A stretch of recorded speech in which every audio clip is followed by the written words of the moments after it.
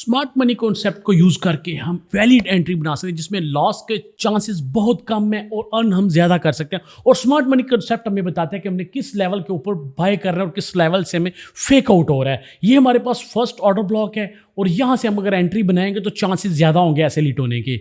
और अगर यहाँ पे हम एक्सट्रीम लेवल के ऑर्डर ब्लॉक से हम एंट्री बनाते हैं तो मेरे पास वैलिड एंट्री है और मैं यहाँ से ज़्यादा बहुत कम एसएल के साथ टीपी करवा सकता हूँ। और इसके बाद हम साथ ही साथ अपने नए ऑर्डर ब्लॉक भी निकालते रहेंगे और मार्केट में इंड्यूसमेंट भी जब भी ले मार्केट वहां पे दोबारा से अपनी एंट्री बना सकते हैं। तो इसी तरह मैं मुख्तलिफ एंट्रीज बना के आपको दिखा रहा हूँ। तो इसी लेवल से हम इस तरह ऑर्डर ब्लॉक निकालते हैं। इस ऑर्डर ब्लॉक को निकालने का तरीका इंड्यूसमेंट का, हायर हाई, बॉस क्या है, चौक क्या है, इंड्यूसमेंट क्या है, मिटिगेशन क्या है, ये तमाम इंफॉर्मेशन आपको forex-ustad.com के प्लेटफॉर्म से मिल सकती हैं। तो बने रहें, सब्सक्राइब करें forex-ustad.com और कामयाब ट्रेडर बने।